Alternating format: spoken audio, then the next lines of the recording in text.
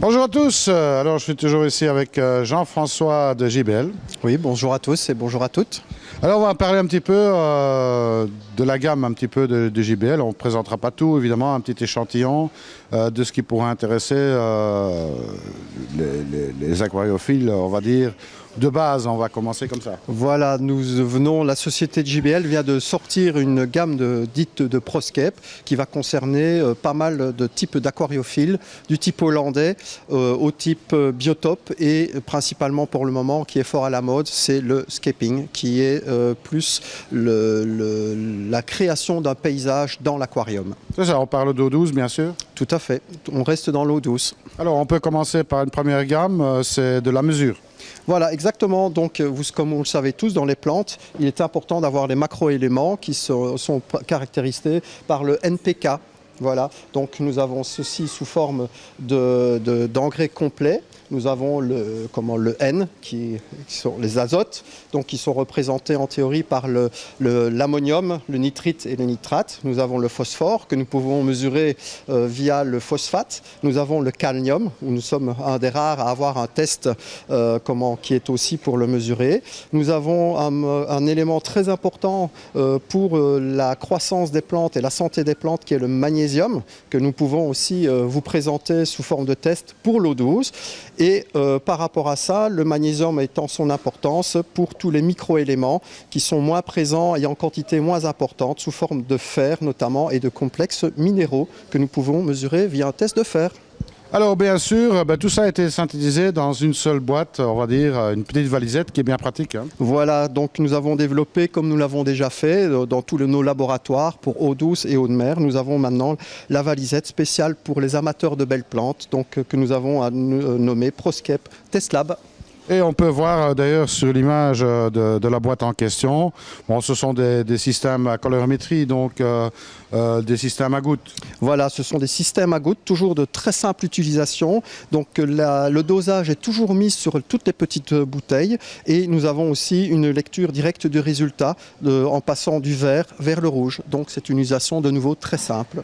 Et on peut utiliser ça aussi avec photomètre. Exactement, voilà. Donc voilà.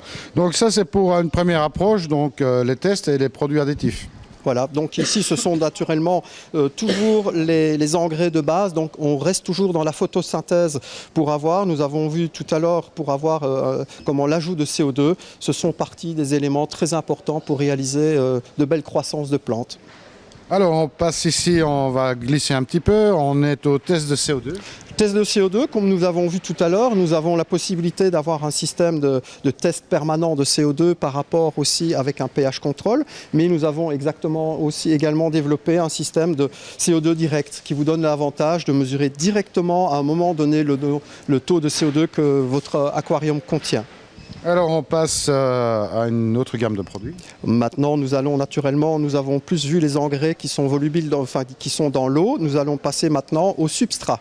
Donc là la société JBL a de nouveau développé des substrats grâce et avec l'aide de professionnels proscapeurs. Nous allons vous présenter déjà quelques produits dans ce sens.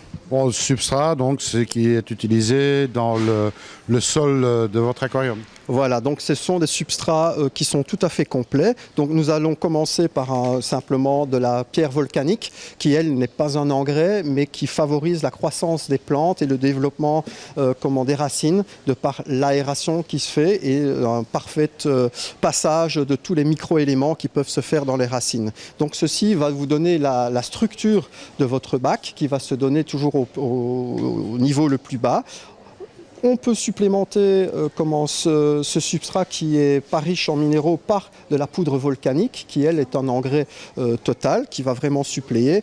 Et ensuite, nous passerons à la partie supérieure où là nous avons développé des substrats sous forme de microbilles qui, elles, contiennent absolument tout ce que les plantes ont besoin, point de vue engrais, macroéléments et microéléments.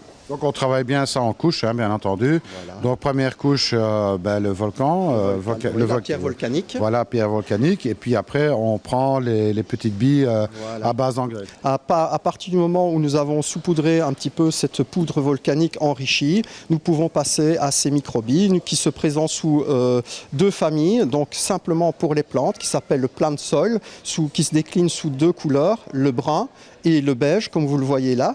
Ensuite, nous avons développé également pour tout ce qui est crevettes. Donc, c'est d'autres besoins. Les crevettes, comme vous le savez, ont besoin d'une dureté carbonatée et dureté totale un peu plus basse. Donc, voilà, tout ça a été développé de nouveau en deux couleurs, brun et beige. Voilà, donc de quoi aménager le sol du bac.